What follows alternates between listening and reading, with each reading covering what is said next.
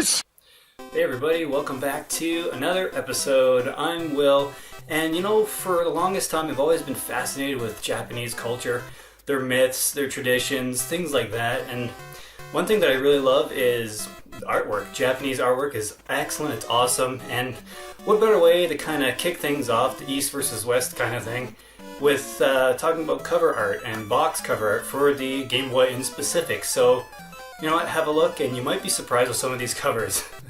So we kick things off with one of the earliest launch titles on the Game Boy, Alleyway. And here's the standard USA version. You have Mario inside the paddle and all that. But if we take a flip side onto the east, towards the east, we have a great, awesome Japanese cover art. And Mario is missing in there, and I love the colors, the blues and everything. And you just get a sense that this is more sci-fi, and I really like that. One of the rare uncommon games on the Game Boy is Avenging Spirit, the whole gangster with the Tommy gun thing. I mean, it's okay, it's not the best, but if we go to the Switch side of things, to the Japanese box art for Phantasm, by the way, you got your various characters around the whole, the logo and all that. It's okay. I mean, neither box art will set the world on fire. Arena to Shinden is one of my favorite fighting games on the Game Boy, and you know what, there's not very much difference between the East and West box arts, except the Japanese one, you have a bit more at the top. Some of it in the United States, the North America release was cut off, but the colors are pretty well the same, the lettering of course is different, but I really enjoy the Japanese art much more than the US. But that's not saying much, they're practically the same. I didn't really know about, but here's the box art for the iconic Battletoads, and now the Japanese artwork, which is actually quite stunning. I mean, the logo and everything, you've got the bad guys at the bottom, you have the Battletoads, Rashizuks and Pimple at the top. It's very cartoony, it's in that like early 80s like anime style, manga style. I really enjoy it. I really like the whole open space thing in the back. It's just, oh man, this is a swell piece of art. I have the iconic cover of Double Dragon. Of course, this resembles the NES cover. And on the flip side, this one really shocked me actually. I really love this artwork. It's probably my favorite Game Boy import art. And Double Dragon here. We got Billy Lee trying to save his girl Marion. We have the Linda with the whip. I mean, the use of the dark shades, the dark alleyway, you just get a real sense of danger. This couple is really in danger, and I absolutely love the reds and the purples. It's just so sweet. Strikes again. Here's another substandard, subpar kind of ho-hum US box art, and the Japanese artwork is a million times better. I mean, Fortified Zone is a great game in and of itself, but just look at the big, huge mech in the background, the smoke and dust. I mean, I really love the anime look. I mean, the girl with the bright hair and all that. This is a really fantastic piece of art, and I just love it. This just, kills it. Look at the dopey face on Red Armor, and he's not even red, he's freaking green. And the US box art, I always hated Gargoyle's Quest artwork. I fucking hated it, but if we look at the Japanese side, it's very elegant, very slick. I mean, it's just a logo and you got that red flaming background. It's very simple. Makaimura, Gaiden. I love this artwork. It is just fantastic in its simplicity.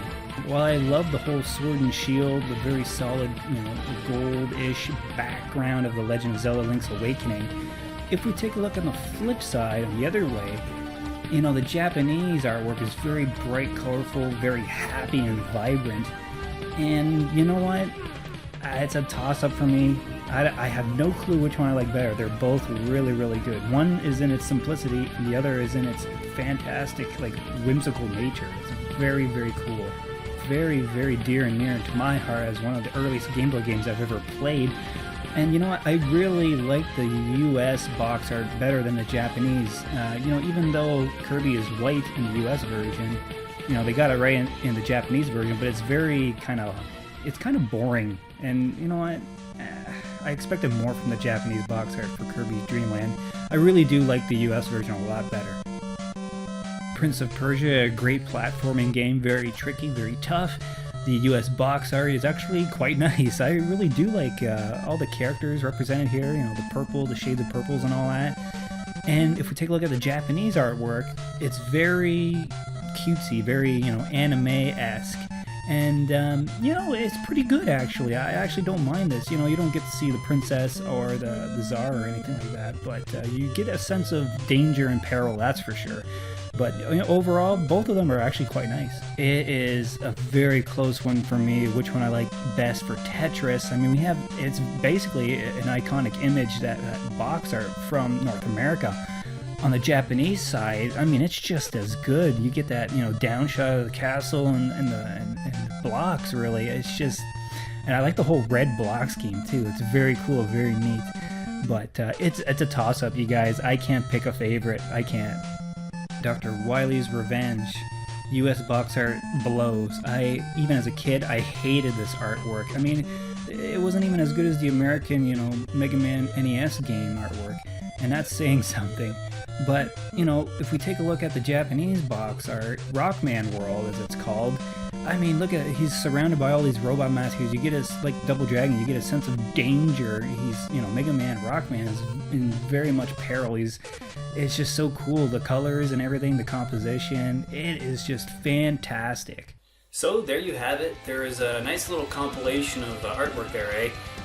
Probably a lot of artwork you haven't seen before. I know just up until recently, I hadn't seen a lot of these Japanese box arts either. And the Game Boy, I love the Game Boy so much. All of you know that already. But I just wanted to share with you some of my favorite Japanese artwork on the Game Boy. So anyways, Max Impact 24 channel, I'm Will. Thanks again very, very much for tuning in. Comment, like, subscribe. And in the meantime, in between time, for those about to retro, we fucking salute you.